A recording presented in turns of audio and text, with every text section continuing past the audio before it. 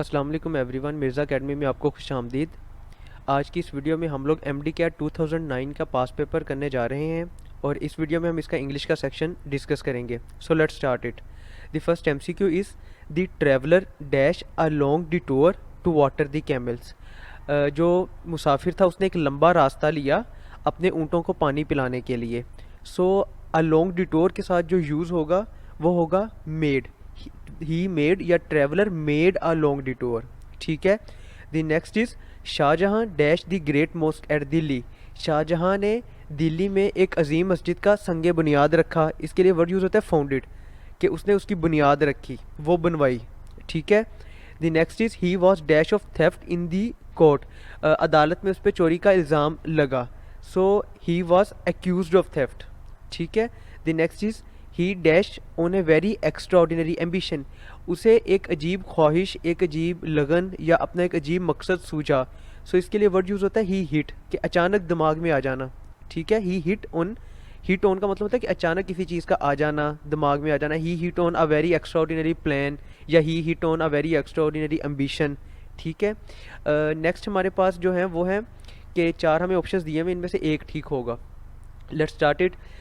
Email is relatively new means of communication. New means आता है। ठीक है। सो अल्फ़ा बीटा निकल गए, चार्ली और Delta. Email is a relatively new means of communication. Means of communication होता है। ठीक है। So Charlie is the correct one. The next is as she said the computer was programmed by Mona. ये बिल्कुल ठीक है कि जैसा कि उसने कहा, कंप्यूटर को प्रोग्राम किसने किया था? मोना ने। The next is the remains of the body were thrown into the sea. ठीक है।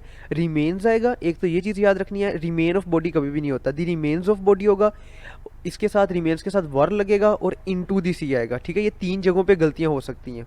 सो alpha is the correct one. The next is we will discuss your problem as soon as the committee leaves. So delta is the correct one. The next is reaching for the book the ladder slipped out from. अच्छा, slipped out नहीं होता। ठीक है।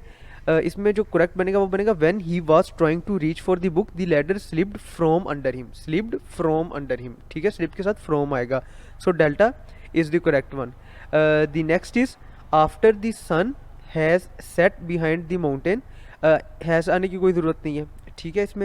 इसमें आएगा after the sun set behind the mountain a cool breeze sprang up and brought relief from the heat. ठीक है। इसमें 3 जगह आपने याद रखनी है। आफ्टर द सन सेट, यहाँ पे सेट आएगा, a cool breeze spraying up, spraying आएगा यहाँ पे, एंड ब्रॉड। ठीक है। The next is Masood told me that he would hire more salesman if he is in my position. अच्छा, वो उसने मुझे बताया, मसूद ने, कि वो ज़्यादा सेल्समैन रखता अगर वो मेरी जगह पे होता। तो इसमें जो करेक्ट बनेगा वो बनेगा delta. Masood told me that he would hire more salesman if he had been in my position. अगर वो मेरी जगह पे होता तो वो ज़्यादा सेल्समैन रखता। The next is he consumed his heart over this. ठीक है। Consume his heart over this का मतलब है कि कोई मामला हुआ होगा या कोई काम हुआ होगा तो उसने उसके बारे में सोच सोच के ही अपना दिल आदा कर लिया। ठीक है। कहते ना कि सोच सोच के खून जलाना। सो कंज्यूम्ड हिज हार्ट का मतलब होता है कि वो उस पर सोचता रहा, इतना सोचता रहा कि खुद बीमार हो गया। And washed away before the very eyes of the people, और लोगों के आने से पहले ही वो चल बसा। ठीक है। So he consumed his heart over this. So delta is the correct one. The next is they felt bad while living their friends. ये बिल्कुल ठीक है कि जब वो अपने दोस्तों को छोड़ रहे थे तो उन्हें बुरा महसूस हुआ। The next is he then struck the man himself a similar blow which felled him to the earth like a log। तो ये to the earth आएगा। ठीक है। कि उसने आदमी को इतनी ज़ोर से मारा कि वो एक शाख की तरह, लोग कहते हैं कि तना जो होता है ना दरख्त का, उसको लोग कहते हैं, कि वो उसकी तरह जाके धड़म से ज़मीन पर गिर पड़ा। So which felled him to the earth आएगा। Charlie is the correct one. आगे हमारे पास सिनोनिम्स दिए हुए हैं। So the first one is aghast. Aghast का मतलब होता है डर जाना, खौफजदा हो जाना। So horrified is the correct one. The next word is invidious. Invidious का मतलब होता है कि अच्छा ना होना या किसी को गुस्सा दिलाना या कोई ऐसी चीज़ जो मुनसफाना ना हो। ठीक है। सो अनफेयर, अनप्लेजेंट, इसमें से अनप्लेजेंट लिखा हुआ है, so Charlie is the correct one. The next is impromptu. Impromptu का मतलब होता है कि कोई ऐसा काम करना जिसकी आपकी तैयारी ना हो। फॉर एग्जांपल कोई लड़का आया है तो आपने उसे कह दिया कि ये ऐसे लिखो। ठीक है, उसकी कोई तैयारी नहीं लेकिन वो लिखने बैठ गया। कोई इंसान गुजर रहा था, आपने से कहा जल्दी से एक शेर बनाओ, ठीक है, तो कोई भी ऐसा काम जो तैयारी के बगैर करना उसे कहते हैं impromptu, so done without preparation. Okay, the next is discernment.